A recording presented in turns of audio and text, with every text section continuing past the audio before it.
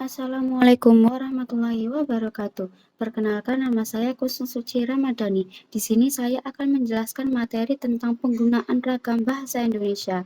Yuk simak. Apa itu ragam bahasa? Ragam bahasa adalah bentuk-bentuk bahasa yang berbeda-beda menurut pemakaian yang disesuaikan dengan faktor-faktor seperti topik, tujuan, hubungan antara penutur dan mitra tutur, serta situasi komunikasi.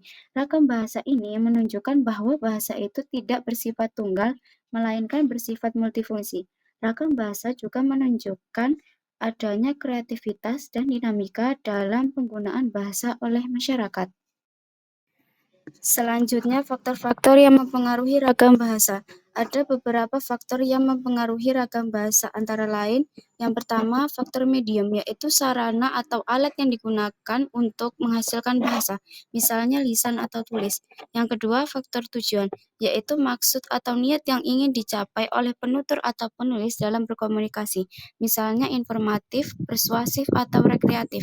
Yang ketiga, faktor situasi, yaitu kondisi atau keadaan yang melingkupi proses komunikasi, misalnya formal atau non-formal, resmi atau tidak resmi, santai atau serius. Yang keempat, faktor hubungan, yaitu tingkat kedekatan atau jarak sosial antara penutur atau penulis dengan mitra tutur atau membaca, misalnya akrab atau asing, hormat atau sejajar, superior atau inferior. Dan yang terakhir, faktor latar belakang, yaitu ciri-ciri pribadi atau kelompok yang dimiliki oleh penutur atau penulis dan mitra tutur atau pembaca, misalnya usia, jenis kelamin, pendidikan, pekerjaan, agama, etnis, dan daerah asal. Selanjutnya ada jenis-jenis ragam bahasa Indonesia.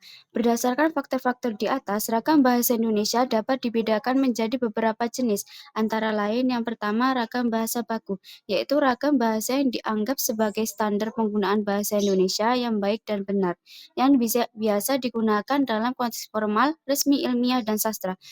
Contoh dari ragam bahasa baku adalah pidato presiden, makalah akademik, surat dinas, dan novel sastra. Yang kedua, ragam bahasa gaul, yaitu ragam bahasa yang dianggap sebagai bentuk ekspresi kreatif dan dinamis dalam berkomunikasi sehari-hari yang biasa digunakan dalam konteks informal, tidak resmi, santai, dan humoris. Contoh dari ragam bahasa gaul adalah percakapan antar teman dekat, media sosial, lagu populer, dan meme. Yang ketiga, ada ragam bahasa daerah, yaitu ragam bahasa yang dianggap sebagai warisan budaya dan identitas lokal masyarakat Indonesia, yang biasa digunakan dalam konteks sosial, adat istiadat, dan seni budaya. Contoh dari ragam bahasa daerah adalah bahasa Jawa, bahasa Sunda, bahasa Bali, dan bahasa Minangkabau. Yang terakhir ada ragam bahasa asing, yaitu ragam bahasa yang dianggap sebagai sarana memperluas wawasan dan kerjasama internasional yang biasa digunakan dalam konteks akademik, profesional, dan keilmuan. Contoh dari ragam bahasa asing adalah bahasa Inggris, bahasa Arab, bahasa Mandarin, dan bahasa Jepang. Selanjutnya ada perbedaan dari ragam lisan dan ragam tulis, yaitu yang pertama, ragam lisan merupakan bahasa yang digunakan oleh pemakai bahasa dalam berbentuk komunikasi. Ragam lisan dibagi menjadi dua jenis. Yang pertama adalah ragam lisan standar, seperti orang berpidato atau memberi sambutan dalam situasi perkuliahan dan ceramah. Yang kedua ada ragam lisan non-standar, seperti dalam percakapan antar teman di pasar atau dalam kesempatan non-formal lainnya. Yang kedua, ragam tulis. Ragam tulis adalah variasi bahasa yang digunakan dalam bentuk tulisan dan menggunakan huruf sebagai unsur dasarnya. Hal ini berkaitan dengan ejaan, tata bahasa, dan kosakata. Kelengkapan tata bahasa seperti bentuk kata ataupun susunan kalimat, ketepatan pilihan kata, kebenaran penggunaan ejaan dalam mengungkapkan ide. Selanjutnya ada contoh kalimat ragam formal dan non-formal dalam bahasa Indonesia.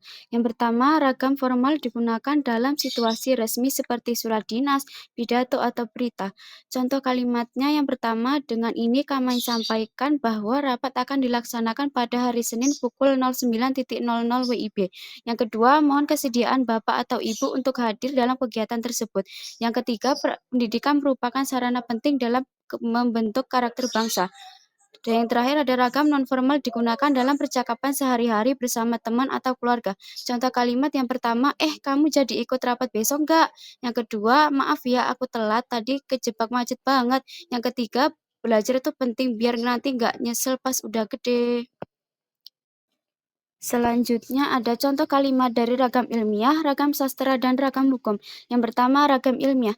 Contohnya, pertumbuhan tanaman kacang hijau dipengaruhi oleh intensitas cahaya matahari dan ketersediaan air dalam media tanam.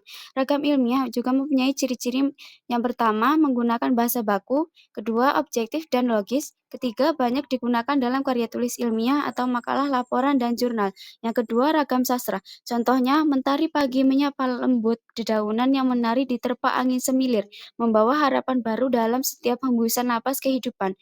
Ragam sastra juga memiliki ciri-ciri. Yang pertama, penuh gaya bahasa. Yang kedua, bersifat ekspresif dan imajinatif. Ketiga, digunakan dalam karya sastra seperti puisi, cerpen, dan novel.